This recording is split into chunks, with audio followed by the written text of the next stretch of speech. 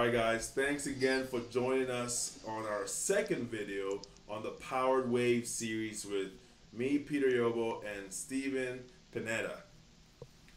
Last video, we talked about passions and motivators, right? So, if you'll follow me for a second, we're trying to walk you through an entire experience, right? Where we first start inside, we talk about the passions and the motivators that help bring out those passions within us, right? Today, we're going to focus on working with teams, right? So, first video focused on what was inside. This video will focus on the things around us, the people around us, what a team is, why it's important, and how we can use a team, right? We try and answer these three questions. And our next video, our last video series on the Powered Wave video series is influencing up, right?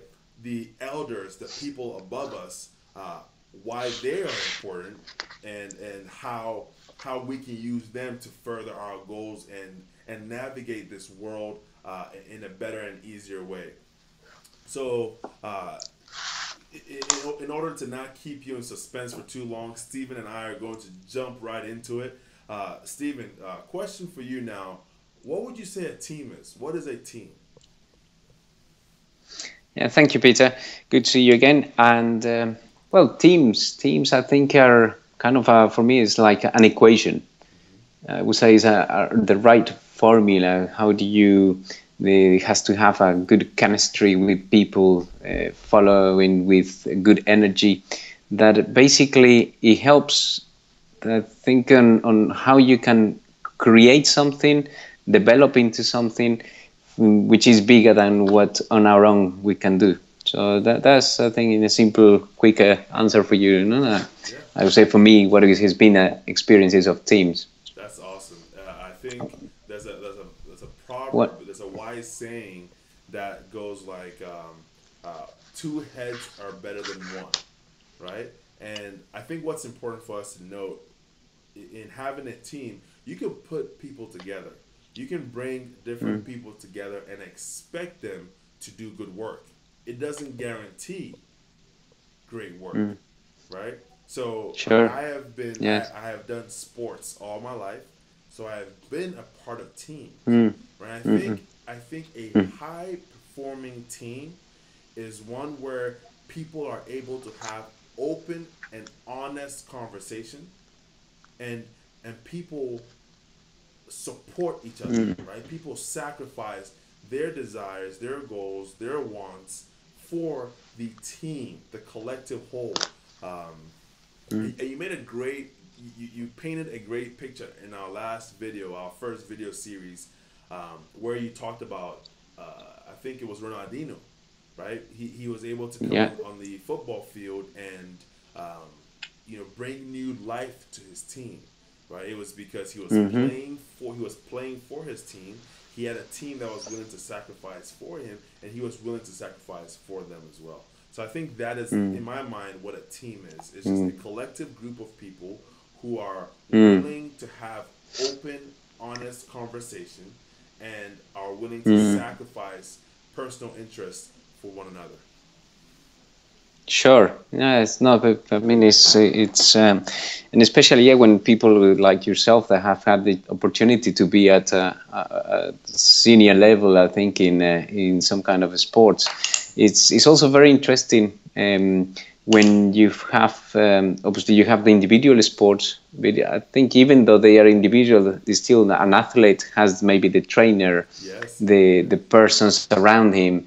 So even we call it not like single sports is you still have a team, Right. and yeah, it's in a way I think on in terms of like what problems do we encounter with not like teams of people, how do you develop something? Sometimes you arrive at one place, there is already a team there, and it is how do you start to transform this, transform or improve, or see how you can be part of them.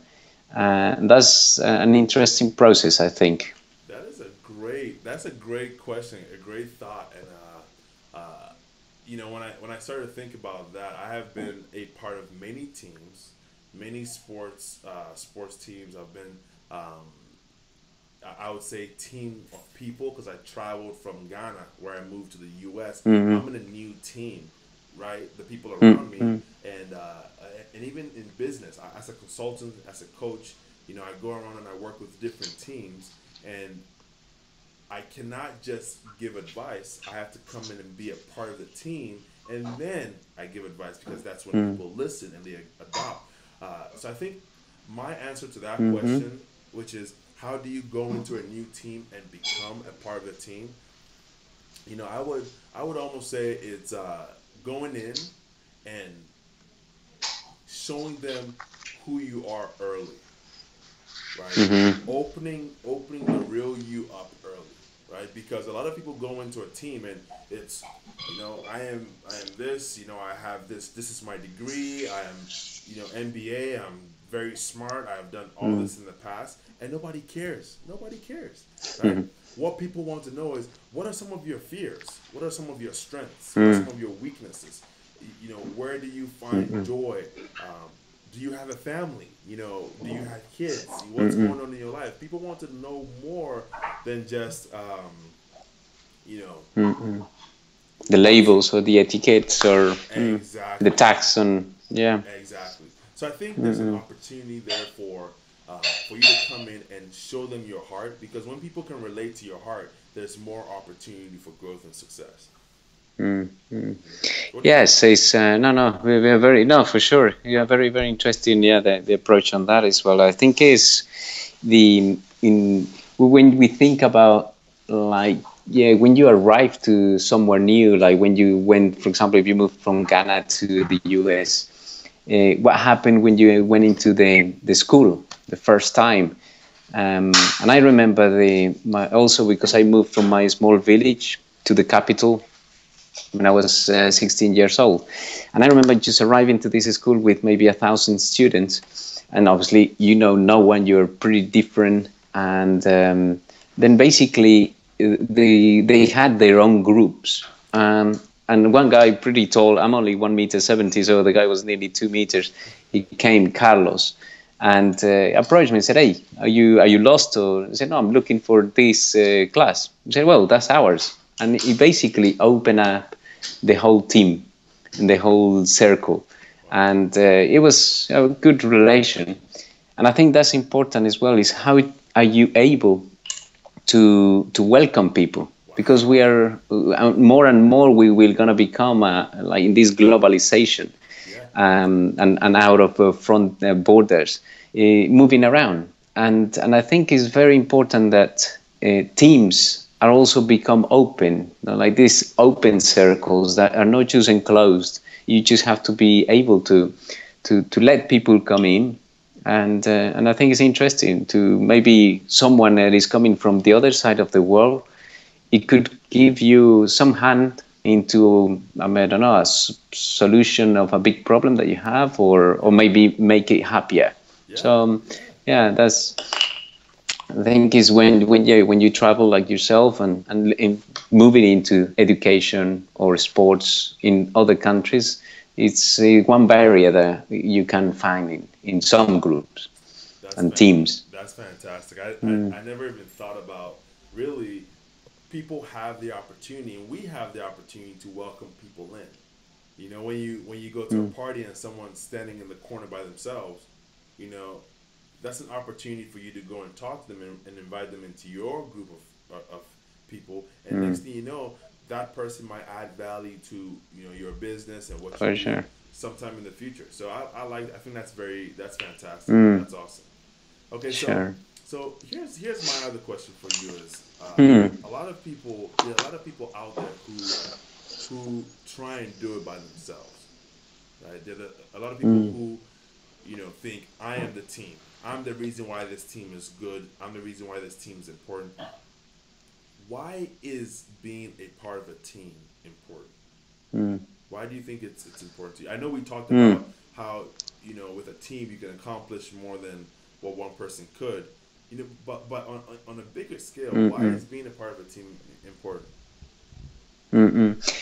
I think it's my approach would be on insecurity, maybe, of not knowing what is going to happen, maybe to have the power of, and and also the change. Changes are difficult. So when you are in a group, you feel more secure, and you don't want to leave the group. You feel comfortable there. Um, in my experience is what I have, yeah, kind of tried to do is arrive in a team as what you were mentioning, see what happens, present myself, and how can I help or serve, and also to start to transmit what you know. The big or the small amount of knowledge that you can have or the expertise in one specific field. And I think when you start sharing, I have encountered places where and cultures where they feel threatened because they think you could take the position of a leader Yeah. or a job description, etc. So I think it's important there is, yeah, not to be afraid of sharing knowledge, and and also, yeah, to be open to not to stay within a group, maybe, but also to become free and just experiment different teams. So that's I think on a one scale I would say what has happened to me, in the past in different, yeah, companies and organizations or working with people. Um, so yeah, is one is being scared of who is the people coming in, what's going to happen. So, and then the other one is what happened if I leave this? Would I be able to succeed again? Or, yeah, I'm scared to try something different. Wow. And yeah, there is a risk, but it's also a big opportunities to continue discovering in our lives, new things, new paths. Yeah, yeah. I, What it has been to you? I totally agree with that. And I think in my Mm-hmm. case, I love what you said about, come in and share the little or the big, however size your value is. It's amazing because I think about, the body. If Mm-hmm. if I work out, if I go to the gym, right, my legs will feel good, my back, my head, the whole body feels good. But Mm-hmm. it's a team. This thing is a Mm-hmm. team of my arms, my heart, my lungs, everything. And I think why teams are important is for any big corporation and for any big company, for any service or product that has a team behind it. You know, if one part of it is cancerous, there's a potential for it to leak and spread into the rest, into the entire body of the Mm-hmm. team. So I think, to your point, if teams are able to focus on their value, right? So don't focus on the other things or whatever could be going on. If you focus on how much value can I bring to always add a plus and raise our team up, when you find cancerous cells, right, in the human body, when there's an issue somewhere, you have white blood cells, you have Mm-hmm. your anti whatever going and fighting it, right? And it's not necessarily a fight in a bad way. You can look Mm-hmm. what other value adds does this team have that can support this one gap. Let's Mm-hmm. not call it cancers. That's a very bad word. Let's say Mm-hmm. gap, right? There are other Mm-hmm. people that can support in closing this gap with their value add. And what's important is your value add may not be written in your roles and requirements. It may not be written in your contract, right? But sometimes a team needs to step up and look to see where can I add value to close gaps, so our team can continue to have pluses. Um, yeah, I think that's a Definitely. huge reason why teams are important. So last question we have here uh, is how can we use teams, right? So I think we already talked about teams can help you go further, help you achieve more. How else? Why should people be focusing on different Mm. ways they can use teams, and what are Mm-mm-mm. those ways? Yeah, I mean, basically, if I move into, I would say, Peter, for example, we're working on one is the difficulty to create teams. Hmm. And the difficulty, I think, is basically because of all our past experiences and how the system has put us into maybe becoming too individualistic and not to give some reward or just learn about how the other person could be not a competitor but someone that adds to what I could What you do. achieve. Right, right. Yeah, and so I think, for example, we're working on creating teams in a scientific field. And basically, what I have discovered is that many are working very individual, and also not believing that the other person, the science behind you, it's it cannot give you anything, right? And so basically, we do some exercises that can actually decide. Although we do some pretty different sports, maybe your technique could help me, Hmm. and maybe what I can do in, I don't know, as a chef in a restaurant, you can apply it in business. Yeah. And I Wow. say, getting these people inspired into it's is getting these people to just to realize, because after, what we have seen is the way that they go up is amazing. Is And that's one part, I think, is how a team, creating a team, is important. It's difficult, but I think it's also, like, once they realize, it becomes easier. Wow. It's let's help each other. I don't know how you, for example, think on what happens when you study or when you're starting to develop a new project. And in the examples that I have found is, let's say we have to open the American market, or for yourself, you have to open the European market. If you have a team of 5 people to do all this, and maybe you're doing a study only at an MBA or marketing course, what happens with the people? What is their approach? And basically, what I have found in some schools, it's to divide the things that we have to search, right? So each person has an individual task to go and find out, and it's different. What happened, and that obviously has some results. But then what happens when you team up, and instead of the 5 going and looking for something completely different, they all start to look for something specific, like, let's look into the American market for, I don't know, legislation, Right. or areas where we can go. But if the 5 of us are doing that job, is 10 eyes that are looking for information in different sources. We know different people, but we are focusing on solving that specific point. And at the end, I found that it becomes quicker and easier in a team. So that's, I think, some solutions, like in team. Yeah. And basically, it's a lot of, experiences in schools and MBAs, or even, companies. Okay, we have to create this bridge of the road. They're all right, divide. Yeah. And I think what happens in division is not a speciality. Specialization is good, but also speciality bring in the something. So Yeah. focus into something, work in a team, and I'm pretty sure the result is gonna be faster and powerful. Wow. Yeah. What is your thought on the how those teams are? What is the experience that you've had? I echo everything you said. I 100% agree with your statements.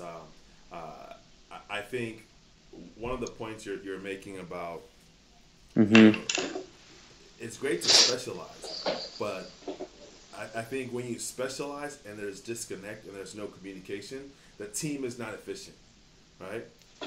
How can you bring that team together so you're leveraging experiences and knowledge from all over?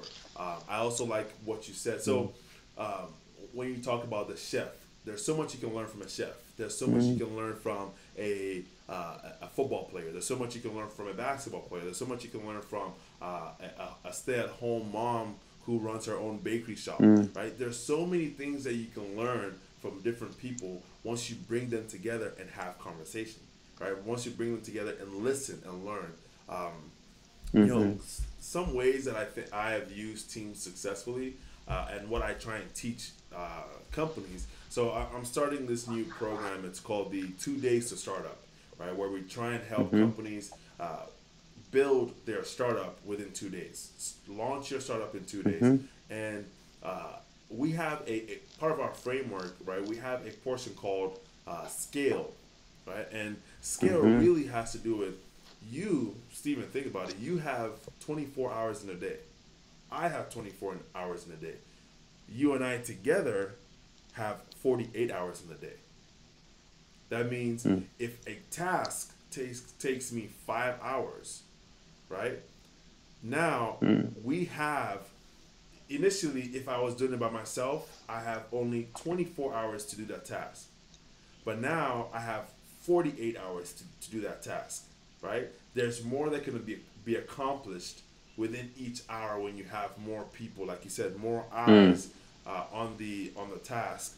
Mm-hmm. I think the other thing too is collisions, right? Mm-hmm. The I'm forgetting his name, but the guy who's Tony, I think his name is Tony Shea.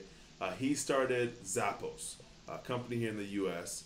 And he wrote a book called Delivering Happiness, and he talks about this thing called collisions, which I believe in strongly. And the whole Mm-hmm. idea here is we're all made up of energy. We all have energy. We're excited. We're happy. What now? We smile. Um, when we come together and we walk past each other and we talk and we laugh and we interact, those are collisions. And we talked about it in our first video, right? But here in a team, you're having collisions all the time. And collisions, you're transferring knowledge, you're transferring energy, you're transferring excitement, happiness, opportunities, you name it.